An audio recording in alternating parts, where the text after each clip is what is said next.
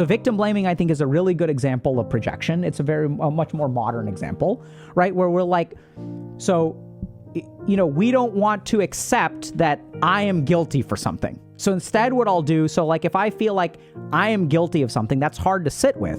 There's a really easy way to deal with your internal guilt, which is simple. You just make it somebody else's fault.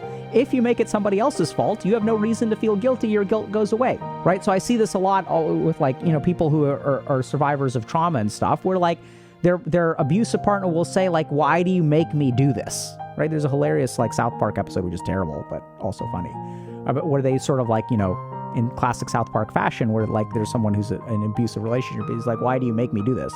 That's not, no one's making you be an abusive asshole, right? But that's what happens is you feel guilty in here, and then you can project that out and blame someone else.